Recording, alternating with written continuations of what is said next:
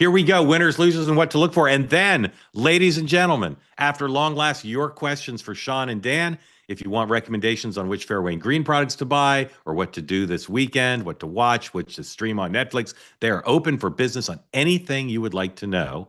I don't know what are we putting up there, guys. I don't know what's going up in there. All right. I know what's going up there. Winners and losers. Sean M. Spicer, winner of the week. All right, I assumed I would have gone second and somebody would have already I want to be clear, the deal in Gaza, massive, but I assumed I would have gotten scooped on that. It's the 250th anniversary of the U.S. Navy. Obviously kicked it off in Norfolk last week. Big celebration in Philadelphia this week. It's a shame that it's happening during a government shutdown and doesn't get the recognition that it deserves. Army got a big parade. We have a flotilla. But it's a great opportunity to celebrate 250 years of naval service. And so go Navy, beat Army. Dan, winner of the week. All right, we have a tie. It has Donald Trump. Donald Trump has to be said because the peace deal is just absolutely historic. And even though it's obvious, I just, as an American, you need to say it. My second tied winner of the week, Chuck Schumer. He's taken a lot of crap. He's had a horrific year.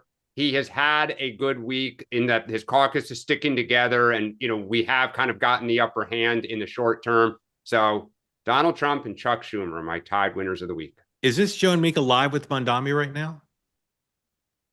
My winner of the week are the people of Gaza and Israel. Sean, loser of the week. Loser of the week is the entire Democratic ticket in Virginia. I mean, the ads, it is now every candidate. So Winsome Sears is up going after Abigail Spanberger last night. The debate last night, that's all local news talked about this morning was how Spanberger responded to the Jay Jones issue. And so I believe the entire ticket, Jay Jones has tanked them. And that's all that we're talking about right now, from Spanberger to the John Reed, Lieutenant Governor, to obviously Jason Mayares. So that ticket to me is the big loser of the week, because they were flying high with most of them at least a 5 point, in Winsome's case as high as 10. And I think right now Jason has surged to +2. It's dead even in the VA and the lieutenant governor's race, and Winsome's down 2 in a couple polls. Dan. Boy, it'd be amazing if Dems lose every office in Virginia. Oh, they will. They will. Okay. My losers of the week. We have another tie. And it is the same two people, Donald Trump and Chuck Schumer. I'm going to ban ties. Just so okay, yeah, I didn't know. No. So look, other than the peace deal, Donald Trump has had a rough week. He has the setbacks in the courts, the immigration numbers. We talked about this earlier in the week. Another set of polls show him beginning to go underwater. There's stuff about China and the free trade. You celebrate the wins when you get them, like he does in the Middle East, but he's also got trouble.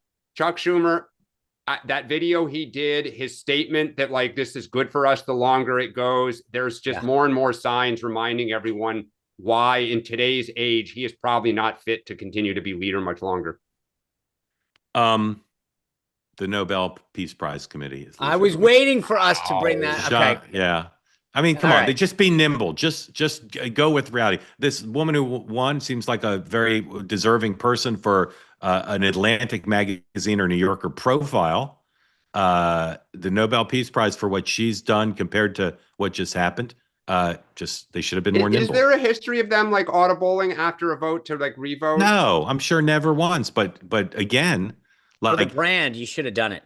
They should have just for the brand, they should have done it, and to give momentum to the process. Yes. Or dual award it. Hey, we've got a runner-up prize. Yeah, or give him next year's now. Break precedent here, folks. Please. Sean, what are you looking for this weekend? Well, Mark, tonight it's not just Friday Night Lights football. I've got breaking news. Big debut tonight. C-SPAN's ceasefire debuts tonight. Look at this. This is a big deal for this. If C-SPAN were rated, unfortunately, it's not. This would probably be the highest rated programming on a Friday night at 7 p.m. that we've seen in a long time. I'm joining their brand new show that they're putting out. Faz Shakir, who was Bernie Sanders' campaign manager, and I have a discussion. Mike Pence and Rahm Emanuel had a discussion. So this is going to be huge tonight. I think most of America will be tuned in to C-SPAN at 7 p.m. And if you miss it at 7, oh yeah, you can count on the 10 p.m. replay. Dan? Rahm's in the top tier now. Yeah, that's right. C-SPAN on Friday night. I am watching to see how Democrats this weekend handle Virginia and New Jersey. The numbers are slipping. Oh, yeah. You haven't seen the kind of cavalry really arrive, meaning surrogates and like a late infusion of cash. By Monday morning, is there an announcement of, 5 million from the DNC, which, by the way, has almost only 5 million, which will be a sign that there is real movement and there's panic. I agree with you. This is literally when I tell you, when you turn on the news here, Yep. this is all they're talking about. And the idea that debate last night, the local news was, the biggest topic was Jay Jones, and Abigail Spanberger was on defense on the issue. The polling that I've seen, I'll talk about that in a second, is that they are just going the wrong way quick. I think that debate last night is going to go one of two ways. Either Winsome smacked her around, was so aggressive, and people say she's an alpha, she's in charge, she's strong, or they're going to say, in which case they're going to carry it, or it was so over the top that this is crazy. Yeah. In which case, I think Jay Jones may actually sneak in. Oh, no. He's done. He's out. All right. Look for this weekend, the Badger State, Wisconsin, Saturday night, hosting Game 5, Cubs, Brewers. Are you going to go before the Packers? I have no comment on my schedule. And then Sunday, the Packers against the Bengals. That's a yes. Big sports weekend in Wisconsin for those lucky enough to observe. They say that something that's easy is like a walk in the park. Well, easier than a walk in the park, hit the subscribe button, be part of the two-way community, never miss an episode, be part of our conversations. Thank you for your service to America.